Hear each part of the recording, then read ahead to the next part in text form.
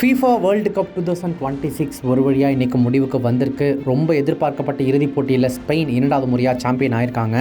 ஆனால் கால்பந்து உலகம் இப்போ ஒரு மிகப்பெரிய அதிர்ச்சியில் உறைஞ்சு போயிருக்குன்னு சொல்லலாம். த கிங் ஆஃப் ஃபுட்பாலின் சூப்பர்மேன் அப்படின்ற மாதிரிலாம் ரசிகர்களால் கொண்டாடப்பட்ட கோட் லெஜண்ட் அப்படின்னு ரசிகர்களால் செல்லமாக சொல்லப்படக்கூடிய லியோனல் மெஸ்ஸி இன்றைக்கி ஒட்டுமொத்த சோஷியல் மீடியாவிலையும் பயங்கரமான விமர்சனங்களுக்கும் ரசிகர்களுடைய வெறுப்புக்கும் ஆளாகி இருக்காருன்னு சொல்லணும். அமெரிக்காவினுடைய மெட்லைஃப் மைதானத்தில் இப்போ நடந்து முடிஞ்ச 2026 FIFA உலகக்கோப்பை இறுதிப் போட்டியில் ஸ்பெயின் அணி அர்ஜென்டினாவை 1-0 அப்படின்ற கணக்கில் வீழ்த்தி சாம்பியன் பட்டத்தை தட்டிட்டு போயிட்டாங்க. போட்டி முடிஞ்சதும் மைதானத்தில் மெஸ்ஸி கண்ணீர் விட்டு அழுத வீடியோஸ், ஃபோட்டோஸ் எல்லாமே இப்போ இன்டர்நெட் முழுக்க பயங்கர வைரல். ஆனால் இந்த முறை உலகம் அவருடைய கண்ணீரை பார்த்து உருகிறத தாண்டி மாறாக இன்னொரு குழுவினர் மெஸ்ஸி இதெல்லாம் உங்களோட பேராசைக்கு கிடைச்ச பரிசு அப்படின்னு ரொம்பவே காரசாரமாக விமர்சிக்க ஆரம்பிச்சிருக்காங்க சில கால்பந்து வல்லுநர்களும் ரசிகர்களும். அன்றைக்கே ஓய்வு பெற்றிருக்கலாமே மெஸ்ஸி, அன்றைக்கே ரிட்டையர்ட் ஆகிருந்தால் இதெல்லாம் தேவையா? இதுதான் இப்போ நெட்டிசன்கள் மத்தியில் போயிட்டு இருக்கக்கூடிய மிகப்பெரிய ஒரு டாக்காக இருக்குது. 4 வருஷத்துக்கு முன்னாடி, அதாவது 2022 கத்தார் உலகக்கோப்பையை வென்ற போதே ஒரு மாபெரும் நாயகனாக கௌரவமாக மெஸ்ஸி ரிட்டையர் ஆகிருக்கலாம். ஆனால் அதையெல்லாம் விட்டுட்டு 39 வயசில் இந்த உலகக்கோப்பை வரைக்கும் வந்தது அவருடைய பேராசை தான். அதனால தான் ஒரு திருடன் போல மற்றவர்களுடைய வெற்றியை திருடுறீங்கன்னு சில ரசிகர்கள் ரொம்பவே எமோஷ்னலாக அவருக்கு எதிராக கொந்தளிக்கிறாங்க. அது மட்டும் இல்லாமல் அர்ஜென்டினா டீமினுடைய பிளேயர்ஸும் ரசிகர்களும் மற்ற நாட்டு வீரர்களை ரொம்பவே இனவெறியோடு கிண்டல் பண்ணுறாங்க. இதை பார்க்கும்போது உலக நாடுகளுக்கு ஒரு மிகப்பெரிய கேள்வி வருது. மற்ற தென் அமெரிக்க நாடுகள் எல்லாமே அமைதியாக இருக்கும்போது அர்ஜென்டினா மட்டும் ஏன் இந்த அளவுக்கு ஆபத்தான நிறவெறி பிடிச்ச தீவிர வலதுசாரி நாடாக மாறிக்கிட்டு இருக்கு அப்படிங்கிற விவாதம் இப்போ உலக லெவலில் பயங்கரமாக சூடு பிடிச்சிருக்கு. இன்னைக்கு இந்த வீடியோவில் அர்ஜென்டினா அணியினுடைய இந்த அதிர்ச்சி தோல்விக்கு பின்னால் இருக்கக்கூடிய காரணங்கள் என்ன? உண்மையாகவே அர்ஜென்டினா அணியினர் வன்முறையோடையும் ரொம்ப அநாகரிகத்தோடையும் தான் விளையாண்டாங்களா? அர்ஜென்டினா பின்னால் இருக்கக்கூடிய ஆபத்தான நிறவெறி அரசியல் என்ன? மெஸ்ஸி மேலே ஏன் இவ்வளோ வெறுப்பு பரவுது? இது எல்லாத்தையுமே நம்ம டீட்டெயிலாக பேச போகிறோம். ஸ்கிப் பண்ணாமல் கடைசி வரைக்கும் ஃபுல்லாக பாருங்கள். முதல்ல நம்ம கொஞ்சம் ஃப்ளாஷ்பேக்கை பார்த்துடலாங்க. 2022 கத்தார் உலகக்கோப்பை சமயத்தில் நிலைமை எப்படி இருந்துச்சுன்னு யோசிச்சு பாருங்களேன். உலகத்தில் இருக்கக்கூடிய அத்தனை கால்பந்து ரசிகர்களுக்கும் ஒரே ஒரு ஆசை தான் இருந்துச்சு. மெஸ்ஸி தன்னுடைய வாழ்நாளில் ஒரு தடவையாவது அந்த உலகக்கோப்பையை கையில் தூக்கிடணும் அப்படின்றது. அர்ஜென்டினா ஜெர்சி ஜெயிக்கணும் அப்படின்றத தாண்டி மெஸ்ஸி எப்படியாவது ஜெயிச்சிடணும் அப்படின்னு அவருக்காகவே ஒரு மிகப்பெரிய அனுதாப அலையை இந்த உலகம் உருவாக்குனுச்சு. ஆனால் அந்த உணர்ச்சி பெருக்குக்கு பின்னால் நடந்த சில கசப்பான உண்மைகளை அன்னைக்கு உலகம் கண்மூடித்தனமாக புறக்கணிச்சது அப்படின்னு இப்போ விமர்சகர்கள் குற்றம் சாட்டுறாங்க. ஆமாங்க, கத்தார் உலகக்கோப்பையில் அர்ஜென்டினா அணிக்கும் மெஸ்ஸிக்கும் சாதகமாக நடுவர்கள் ரெஃப்ரி செயல்பட்டாங்க அப்படின்னும் அந்த 2022 உலகக்கோப்பையில் பல சர்ச்சைக்குரிய பெனால்ட்டி வாய்ப்புகள் அர்ஜென்டினாவுக்கு அள்ளி வழங்கப்பட்டுச்சு அப்படின்னும் அன்னைக்கே புகார்கள்லாம் எழுந்துச்சு. அன்னைக்கு மெஸ்ஸி மேலே இருந்த அன்பும் பாசமும் மற்றவங்களோட வெற்றியை திருடுற ஒரு செயல் அப்படின்ற உண்மையை மறைச்சிடுச்சுன்னு நெட்டிசன்கள் இப்போ ஓப்பனாக பேசுகிறாங்க. அந்த சீசன்லேயே கோப்பையை வென்ற கையோடு மெஸ்ஸி விலகி இருந்தார், அதாவது ரிட்டையர்ட் ஆயிருந்தார் அப்படின்னா கால்பந்து வரலாற்றின் ஒரு மிக உயரிய இடத்துல ஒரு வெற்றியோடு விடை பெற்ற ஒரு லெஜெண்டாக இருந்திருக்கலாம். ஆனால் பேராசை யாரை தான் விட்டுச்சு? அது மெஸ்ஸியையும் விடல. தன்னுடைய 39 வயசுலையும் அடுத்த வேர்ல்டு கப்பை ஆடியே தீருவேன்னு வந்ததன் விளைவு அன்னைக்கு மறைக்கப்பட்ட பல அநாகரிக முகங்கள் இன்றைக்கி அம்பலமாகி இருக்குன்னு சொல்கிறாங்க. சரி, இந்த 2026 உலகக்கோப்பையில் அர்ஜென்டினா அணியினுடைய ஆட்டம் எப்படி இருந்துச்சு? ரொம்பவே மோசமாகவும் வன்முறை நிறைந்ததாகவும் இருந்துச்சு அப்படின்னு சொல்கிறாங்க பல பேர். இது வெறும் ஃபைனல் போட்டி மட்டும் இல்லைங்க, இந்த தொடரினுடைய ஆரம்பத்தில் இருந்தே அவங்க மேலே ஏகப்பட்ட புகார்கள். குறிப்பாக எகிப்து அணிக்கு எதிரான நாக் அவுட் போட்டியிலேயே அர்ஜென்டினா தோற்று அன்றைக்கே வீட்டுக்கு போயிருக்க வேண்டியது, இவ்வளோ தூரம் ஃபைனல்ஸ் வரைக்கும் அவங்க வந்ததே ஏமாற்றி தான் அப்படின்னு சொல்கிறது சில ஃபுட்பால் ரசிகர்களுடைய குற்றச்சாட்டாக இருக்குது. ஆனால் அந்த ஆட்டத்தில் அர்ஜென்டினா ஏமாற்றி வென்றதாக பெரிய சர்ச்சை வெடிச்சது. மைதானத்தில் நேர்மையாக விளையாடுறதை விட்டுட்டு அடிதடி செஞ்சு எதிரணி வீரர்களை மிரட்டி தான் கடைசி நேரத்தில் அவங்க மேட்சையே ஜெயிச்சாங்க. இதே தான் நேற்று நடந்த ஸ்பெயினுக்கு எதிரான இறுதிப் போட்டியிலையும் அவங்க செஞ்சாங்க அப்படின்னு சொல்கிறாங்க. ஸ்பெயின் அணிக்கு எதிராக எந்த ஒரு முறையான கேம் பிளானோ வியூகங்களோ அர்ஜென்டினா கிட்ட இல்லவே இல்லை. அவங்களோட முழு நேர வேலையே ஸ்பெயின் நாட்டு இளம் வீரர்களை ஆக்ரோஷமாக தாக்குறது மட்டும்தான். எப்படியாவது ஆப்போசிட்டில் இருக்கிற டீமை கோல் அடிக்க விடாமல் தடுத்து நிறுத்திடணும். அதுக்கப்புறமா மேட்ச் பெனால்ட்டி ஷூட் அவுட்டுக்கு போணுச்சு அப்படின்னா அங்கே எளிமையான மார்டினஸை வச்சு ஜெயிச்சிடலாம். இதுதான் அவங்களுடைய சுயநலமான திட்டமாக இருந்துச்சுன்னு சொல்கிறாங்க. நிஜமாகவே நேற்று நடந்த சில சம்பவங்கள் அர்ஜென்டினாவினுடைய அநாகரிகமான முகத்தை உலகத்துக்கு தோலுரித்து காட்டுற மாதிரி தான் இருந்துச்சு. குறிப்பாக அணியினுடைய முக்கியமான மிட்ஃபீல்டர் என்சோ பெர்னாண்டஸ் ஸ்பெயினினுடைய இளம் டிஃபெண்டர் பாவ் குபர்சியை மிக மோசமான முறையில் தாக்கி 2வது மஞ்சள் அட்டை பெற்று 90+3வது நிமிடத்தில் ரெட் கார்டும் வாங்கிட்டு வெளியேறினார். இது மட்டும் இல்லாமல் போட்டியினுடைய எக்ஸ்ட்ரா டைமில் லியாண்ட்ரோ பரேடஸ் மற்றும் பிற அர்ஜென்டினா வீரர்கள் ஸ்பெயின் வீரர்கள்கிட்ட வன்முறையில் ஈடுபட்ட விதம் உலக ரசிகர்கள்கிட்ட பெரிய அளவில் அருவருப்பையும் வெறுப்பையும் ஏற்படுத்தியிருக்கு. இதனால தான் சோஷியல் மீடியாவில் ஒரு திருடன் ஒரு பொருள் கிடைச்சதும் விட மாட்டான், பேரசையோடு மீண்டும் மீண்டும் வருவான், அதுக்கு நீங்களே சாட்சி மெஸ்ஸி அப்படின்னு பல ரசிகர்கள் மெஸ்ஸியை திட்டி தீர்க்கிறாங்க. அர்ஜென்டினா அணி மேலே இப்போ உலகம் முழுக்க இந்த அளவுக்கு வெறுப்பு பரவறதுக்கு வெறும் அவங்களுடைய மைதான வன்முறை மட்டுமே காரணம் இல்லை. அதுக்கு பின்னால் ஒரு மிகப்பெரிய வரலாற்று கொடூரமும் ஆபத்தான இனவெறி அரசியலும் இருக்குன்னு சொல்கிறாங்க. சொல்கிறாங்க.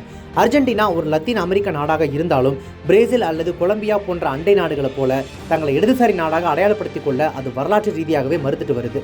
ஏன்னா 19 மற்றும் 20ஆம் நூற்றாண்டுகளில் அந்நாட்டு பிரதமர்களும் நிர்வாகிகளும் திட்டமிட்டு ஐரோப்பிய குடியேற்றங்களை அங்கே ஊக்குவிச்சாங்க. நாங்கள் அனைவரும் ஐரோப்பாவிலிருந்து கப்பல்களில் வந்தவர்களின் வாரிசுகள் அப்படின்னு தங்களை வெள்ளையர்களாக காட்டிக்கிட்டு நாட்டிற்கு உள்ளே ஐரோப்பிய மக்கள் அதிக அளவில் குடியேற வழி ஏற்படுத்தி கொடுத்தாங்க. இப்படி ஐரோப்பியர்கள் குடியேற நாங்கள் உயர்ந்தவங்க அப்படிங்கிற ஒரு போலி பெருமிதம் அந்நாட்டு பொது புத்தியில் ஆழமாக விதைக்கப்பட்டது. இதனுடைய கொடூரமான விளைவு என்ன தெரியுங்களா? அங்கே பல தலைமுறைகளாக வாழ்ந்த பூர்வக்குடி மக்களும் அமெரிக்க வம்சாவளி மக்களும் திட்டமிட்டு வரலாற்றில் இருந்தும் மக்கள் தொகையிலிருந்தும் முறங்கட்டப்பட்டாங்க, அழிக்கப்பட்டாங்க. அதாவது அர்ஜென்டினா நாட்டை ஆக்கிரமித்து தங்களுடைய கட்டுப்பாட்டில் எடுத்துக்கிட்டு அந்த நாட்டு பூர்வக்குடிகளையே ஓரம் கட்டினது தான் தற்போது இருக்கக்கூடிய அர்ஜென்டினியர்களின் அசல் கதை. இந்த வரலாற்று கொடூரம் தான் இன்றைய அர்ஜென்டினாவின் தீவிர வலதுசாரி இனவாத போக்குக்கு அடிப்படை அஸ்திவாரமாகவே மாறியிருக்கு. இது அவங்களோட கால்பந்து கலாச்சாரத்திலையும் மிக அப்பட்டமாக வெளிப்படுது. 2024 கோபா அமெரிக்க வெற்றிக்கு பிறகு அவங்களுடைய நட்சத்திர வீரர் என்சோ பெர்னாண்டஸ் உள்ளிட்ட அர்ஜென்டினா வீரர்கள் பிரான்ஸ் நாட்டு கருப்பின வீரர்களின் ஆப்பிரிக்க வம்சாவளியை இழிவுபடுத்துகிற மாதிரி பேருந்தில் இனவெறி பாடலை ரேசிஸ்ட் சாங்கை பாடி கிண்டல் செஞ்சது உங்கள் எல்லாருக்குமே இன்னும் ஞாபகம் இருக்கும். அது சர்வதேச அளவில் பெரும் கண்டனத்தை பெற்றுச்சு. இது மட்டுமின்றி உலகக்கோப்பை தொடர்களின் போது மாற்று நாட்டு ரசிகர்களையும் கருப்பின வீரர்களையும் அர்ஜென்டினா ரசிகர்கள் மிக மோசமாக நிறவெறியோடு விமர்சனம் செய்கிறது வழக்கம். வீரர்கள் களத்திலேயே எதிரணி வீரர்களை கேவலமாக நடத்துறதும் நடக்கும். அண்டை நாடான மெக்சிகோ மக்களை நோக்கியும் தீவிரமான வெறுப்பு பிரச்சாரத்தை அந்நாட்டு மக்களை முன்னெடுப்பாங்க. தற்போது அர்ஜென்டினாவில் அதிபர் ஜாவியர் மிலேயின் தீவிர வலதுசாரி ஆட்சி நடைபெற்று வந்துட்டு இருக்கு. தீவிர இனவெறி நிறவெறி கொள்கையை கொண்ட இந்த அரசு அங்கே மக்களிடையே மேலும் வெறுப்பை திணிச்சுக்கிட்டு வருது. இது இப்போ அவங்களுடைய உலகக்கோப்பை டீம்லேயும் நல்லாவே தெரியுது. 48 நாடுகள் பங்கேற்கக்கூடிய இந்த மாபெரும் உலகக்கோப்பையிலேயே முற்றிலும் வெள்ளையின வீரர்களை மட்டுமே, அதாவது ஆல் ஒயிட் டீம் அணியாக அர்ஜென்டினா தனித்து நிற்பதற்கு பின்னாடி இந்த நிறவெறி தான் காரணம்னு உலக நாடுகள் குற்றம் சாட்டுறாங்க. இதன் காரணமாகவே ஒட்டுமொத்த லத்தீன் அமெரிக்க நாடுகளும் தற்போது அர்ஜென்டினாவுக்கு எதிராக திரும்பியிருக்காங்க. பிரேசில், மெக்சிகோ, சிலி, உருகுவே போன்ற நாடுகளின் ரசிகர்கள் சமூக ஊடகங்களில் அர்ஜென்டினா இல்லாத லத்தீன் அமெரிக்கா, அதாவது லத்தீன் அமெரிக்கா வித்தவுட் அர்ஜென்டினா அப்படின்ற பிரச்சாரத்தை தீவிரமாக முன்னெடுத்து அர்ஜென்டினாவுக்கு எதிராக விளையாடக்கூடிய அணிகளை ஆதரிக்க தொடங்கியிருக்காங்க. நேற்றும் கூட இவங்க எல்லாருமே அர்ஜென்டினாவுக்கு எதிராக ஸ்பெயின் அணிக்கே தங்களுடைய முழு ஆதரவு அளித்தாங்க அப்படின்றது குறிப்பிடத்தக்கது.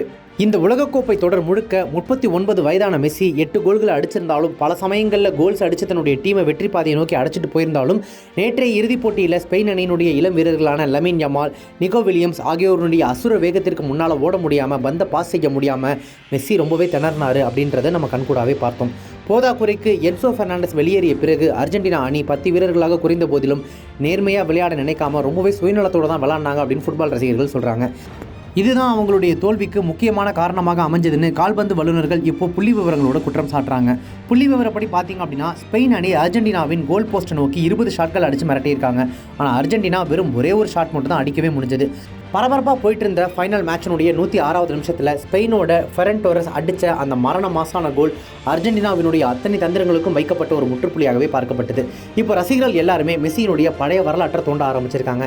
2016 இதே மெட்லைஃப் மைதானத்தில் சிலி அணிக்கு எதிராக கோப்பையை தோற்றப்போ நான் சர்வதேச போட்டிகளில் இருந்து ஓய்வு பெறேன் அப்படின்னு மெஸ்ஸி அறிவித்தார். ஆனால் அப்புறம் சில மாதங்கள்லேயே தன்னுடைய முடிவை மாற்றிக்கிட்டு மீண்டும் அணிக்குள்ளே வந்தார். அன்னைக்கு அவர் பண்ணது ஒரு எமோஷனல் ட்ராமா. இப்போ இந்த தோல்விக்கு அப்புறமும் அதே நாடகம் தொடருமா அப்படின்னு நெட்டிசன்கள் இப்போ கடுமையான கேள்விகளை எழுப்புறாங்க. சுருக்கமாக சொல்லணும்னா மெஸ்ஸி மேலே உலகம் வச்சிருந்த அந்த அளவு கடந்த அன்புக்கு பின்னால் மறைந்திருந்த அர்ஜென்டினா அணியினுடைய சில தந்திரங்களும் அநாகரிகமான ஆட்டமும் இந்த 2026 உலகக்கோப்பை தோல்வியின் மூலமாக அம்பலமாகி இருக்கு அப்படின்னு ஒரு தரப்பு ரசிகர்கள் ரொம்பவே ஆணித்தரமாக நம்புகிறாங்க.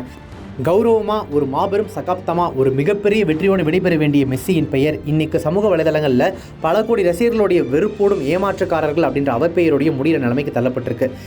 ஆனால் என்னதான் சொன்னாலும் என்னதான் இருந்தாலும் மெஸ்ஸி அப்படின்ற அந்த பெயர், அந்த ஒரு தனி மனிதன் கால்பந்து உலகிற்கு கொடுத்த மேஜிக் சாதாரணமானது இல்லை. அவர் மேலே 1000 விமர்சனங்கள் வைக்கப்பட்டாலும் ஒரு ஆகச் சிறந்த பிளேயர் அவர்.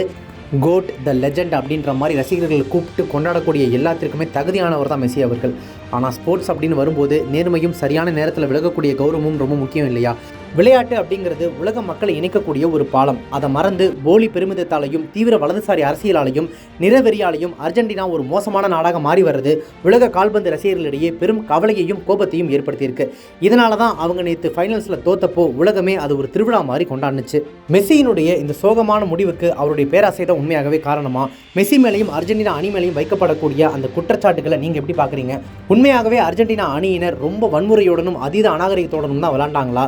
இல்லை அர்ஜென்டினாவினுடைய இந்த தோல்விக்கு நீங்கள் எதை முக்கியமான காரணமாக பார்க்குறீங்க?